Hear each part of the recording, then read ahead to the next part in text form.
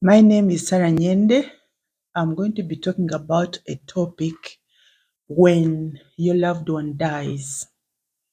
You may have lost your loved one, your father, your mother, your child, your grandchild, your friend, your colleague, a neighbor, a person close to you. But sometimes we go through pain and we don't know what to do. We have experienced pain in different ways when we lose our loved ones. And sometimes this pain, if not well managed, it can end up to having mental issues, having other challenges that may lead us even to death earlier.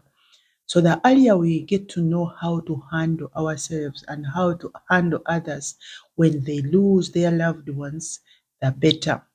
Have you ever lost a loved one? You may not have, but because we are human beings, we should know that one time we may lose our loved one. So this information is relevant to some of us who have lost our loved ones and those of us who have not, but have loved ones, because the time for each one of us to die may not be known. So when we lose our loved ones, we grieve. And the pain, that pain that we feel when we have lost our loved one, can stay for a short while or it can stay for life. My father was shot dead one evening. He had gone to the trading center, and as he was coming back home, he was shot dead. And according to those who did it, it was mistaken identity. I can't express the disorganization, the annoyance, the anguish, the pain that we went through when we got the information of the sudden death of my father. And that pain was so much that up to some time we could not even tell why did this happen. My father was the only child that my grandmother had. And the grandmother did not understand why this happened. She had to grieve for years. For years, every morning she would wake up and cry.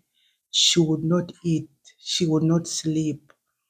And she would say, at least I should have died first. I could not be able to be the one to see my child die when I'm still alive. Pain that we go through when we lose our loved one is intense. And it should be noted that people grieve differently. Not all of us grieve in the same way. You will find children who have lost their parent, either mother or father. One may be crying bitterly, and another one may be just playing about it. So when we lose our loved ones, depending on the personality, depending on the experience, depending on the age, you'll find people reacting differently. But the truth is, the deeper the love, the deeper the pain that we get when we lose our loved one. So that pain that we get when we lose our loved one is what we call grief. And it is what I want to talk about in the different episodes. And we see how we can handle ourselves amidst grief. I'm encouraged by the words that I read in John chapter 11, verse 35, the shortest verse in the Bible. It says, Jesus wept. Jesus had a friend called Lazarus, and the friend died. And when Jesus went in the home of Lazarus, where there was Martha and Mary, Jesus wept. Sometimes when people lose their loved ones, we don't want to express our emotions. We have the cultural tendencies and other reasons that we give. Men don't cry, boys don't cry, celebrities don't cry. And then some people have pain, but they can't even say the real pain or express it openly. And unfortunately, when the pain is not expressed, sometimes it ends into depression and it ends up into anxiety and different other health challenges. I want to be encouraging everybody that let people feel free to express the pain they have. Even then, we should be doing that under control. Sometimes when we lose our loved ones, we speak a lot. We speak what we know and what we don't know. It is so and so who did this. He shouldn't have died if this had been done. And so had said this. In pain, sometimes people speak so much, and sometimes it doesn't mean that whatever they speak is true. That's why we are encouraging that when we lose our loved ones, better speak less, but express what you want. Sometimes you want a drink of water, you want something to eat, or sometimes you are so tired that, sometimes when we lose our loved one, people come to visit us and they spend days and spend years, and sometimes you need time to rest. But because you are grieving and sometimes you fear to annoy people, you are not able to speak what you feel like you want to do. So when we lose our loved ones, child, husband, wife, friend, also, it is better that you still be open if you can. It is challenging that the deeper the relationship, the deeper the pain. The person you love most pains you a lot when that person dies. One time I experienced very hard experience of pain. My daughter had a baby boy, their firstborn, and that baby boy was taken to a daycare. And when the baby was taken to a daycare, the mother went to work and left the baby. Suddenly, another parent came to bring another baby to the same daycare. But when that other parent was reversing his car, he knocked this other baby, the grandson of ours, to death. I'm telling you, that was a shock, a disappointment. The mother could not understand it. The mother was in anguish, in pain. She was numb. She could not talk. She was cold. She was almost dying because of grief. It took us time to get this mother back to life.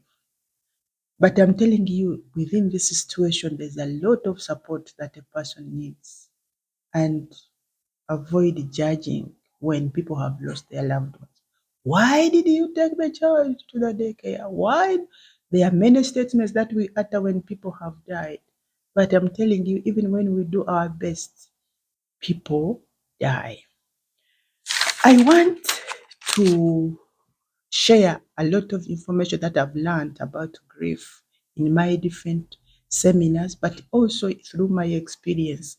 This information may help a person who has lost a loved one. It may also help those who have not lost their loved ones, but may lose their loved ones. So share this information openly and let people learn more. It's free. You can even comment on whatever you have listened to. You can even share your other experience.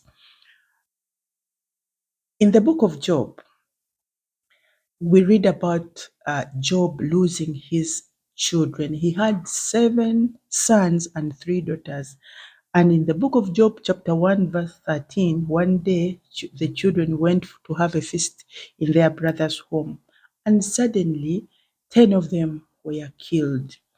Then somebody went to inform Job of the loss of his 10 children. In verse 20, when Job was told about that information, then Job stood up and tore his clothes in grief. He shaved his head and threw himself face down on the ground. Verse 21, he said, I was born with nothing and I will die with nothing. The Lord gave and now he has taken away. May his name be praised.